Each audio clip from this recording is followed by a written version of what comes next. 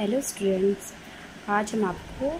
आपकी पोएम 7 जाग तुझको दूर जाना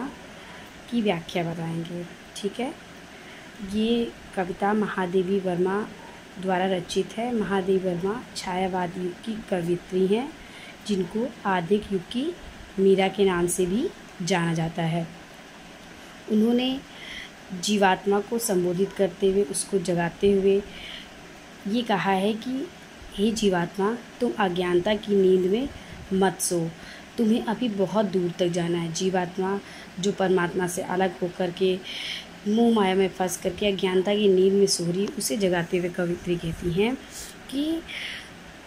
हे जीवात्मा, तुम जाग जाओ, क्योंकि साधना का मार्ग बहुत लंबा है, बहुत कठिनाइयों से भरा हुआ है, और उस मार्ग पर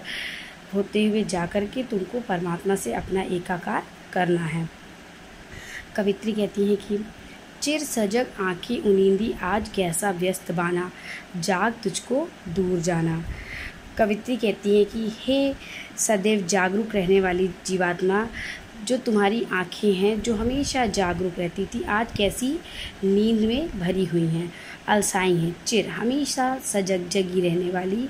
तुम्हारी आँखें उनींदी कैसी अलसाई हुई हैं, कैसी नींद में, वो तो हमेशा सजग रहती थी, आज कैसी नींद में हैं, और आज कैसा व्यस्त बाना, तुमने अपने वस्त्रों को कैसा अस्त व्यस्त बना रखा, आज कैसा व्यस्त बाना, आज कैसा व्यस्त अव्यवस्थित है तुम्हारा बाना, वेशभूषा, वस्त्र, कि हमेशा सजग रहने वाली तुम्हारी आंखें कैसे आलस में डूबी हुई हैं, और आज तुम्हारा वस्त्र कैसा अस्त व्यस्त है। जगो, उठो, उठ जाओ, तुम्हें अभी बहुत दूर जाना है, तुम्हें अज्ञानता की नींद में, मोह माया की नींद में तुम्हें नहीं सोना है, तुमको बहुत दूर जाना है, जाग तुझको दूर जाना है, जाग जाओ हे जीवात्मा, तुम जाग जाओ, तुमको बहुत दूर जाना है, क्योंकि साधना का मार्ग बहुत लंबा है और बहुत कठिनाइयों से भरा हुआ है। अचल हिमगिरी के हृदय में आज चाहे कंप हो ले। यहाँ पे कवित्री कहती है कि चाहे कितनी भी विषम परिस्थितियाँ आपके सामने क्यों ना जाएं, हे जीवात्मा, चाहे कितनी भी विषम परिस्थितियाँ तुम्हारे सामने क्यों ना जाएं, वो स्थिति जो कभी ना होने वाली हो और वो परिस्थिति सामने आ जाए, फिर भी तुम्हें घबराना नहीं है। अचल हिमगिरी के हृदय में, अचल हमेशा एक जगह स्थिर रहने वाला हिमगिरी हिमालय पर्वत के हृदय में आज चाहे कंप हो ले, आज चाहे हमेशा स्थिर रहने वाला हिमालय के हृदय में कंपन हो जाए, यानी कि हमेशा स्थिर रहने वाला हिमालय कांप जाए, हिल जाए, जो कि असंभव है। शायद ही किसी स्थिति में हिमालय कांपता हो, हिलता हो, तो चाहे आज हिमालय ही क्यों ना कांप जाए, या प्रलय के आंसुओं में मौन अलसित व्योम रोले, या हमेशा मौन शांत रहने वाला अलसाया हुआ आसमान आज अपने पास से प्रलय के आंसुओं की वर्षा ही क्यों ना कर दे, अर्थात बादलों से चाहे प्रलय के आंसू ही क्यों ना जाए, प्रलय की बारिश ही क्यों ना हो जाए, प्रलय ही क्यों ना, जल प्रलय ही क्यों ना जाए, हिमालय क्यों ना कांप जाए, या जल प्रलय ही क्यों ना हो जाए, और आज भी आलोक को डोले तिमिर की घोर छाया, और आज पीले आलोक को, प्रकाश को, संपूर्ण प्रकाश को पी करके, निगल करके, चाहे संसार में तिमिर की घोर छाया, अंधकार की घनघोर छाया ही क्यों ना डोले, घूमे। ठीक है, तिमिर अंधकार, चाहे अंधकार संसार से प्रकाश के सारे स्रोत को क्यों ना पी ले, और पूरे संसार में अंधकार ही अंधकार क्यों ना हो जाए, फिर भी तुम्हें साधना के मार्ग पर चलने से घबराना नहीं है, तुम्हें साधना के मार्ग पर चलते जाना है।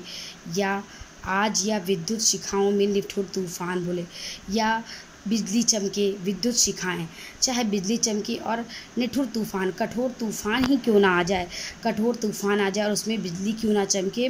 लेकिन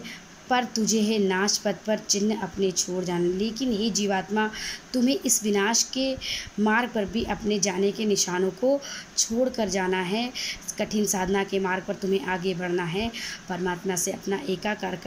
करना है, जिससे ये संदेश, ये निशान तुम्हारे आगे बढ़ने का, परमात्मा से एकाकार करने का जो तुम्हारा दृढ़ संकल्प था, वो आगे आने वाली पीढ़ी देख सके। जाग तुझको दूर जाना, हे जीवात्मा, तुम जाग जाओ, क्योंकि तुमको अभी साधना के मार्ग पर बहुत दूर जाना है। शॉर्ट में पहले पैराग्राफ का बता दे रही हूँ फिर से एक बार बच्चों। कवित्री कहती है कि सदैव जागरूक रहने वाले हे मेरे मन जीवात्मा, आज तेरी आंखों में नींद कैसी भरी हुई है और तेरी वेशभूषा अस्त व्यस्त क्यों है? तू जाग, क्योंकि तुझे अभी बहुत दूर जाना है। तुझे किसी प्रकार की बाधाओं के कारण रुकना नहीं है। चाहे अचल हिमालय के हृदय में कंपन हो उठे अथवा मौन रहने वाले अलसाए हुए आसमान से प्रलय के आंसू ही क्यों ना बह जाएं, बारिश ही क्यों ना हो जाए, संपूर्ण संसार जलमग्न ही क्यों ना हो जाए, अर्थात आकाश में छाए बादल भयंकर वर्षा करने लगे, चाहे अंधकार प्रकाश को पी जाए अथवा बिजली की तरंगों में कठोर तूफान जाकर गर्जन करने लगे, फिर भी तुझे इस विनाश के मार्ग पर अपने निर्माण के चिन्ह को छोड़कर जाना है। अर्थात तुझे इन सभी बाधाओं को हटाकर प्रगति पर आगे बढ़ना है, प्रगति के मार्ग पर आगे बढ़ना है, परमात्मा से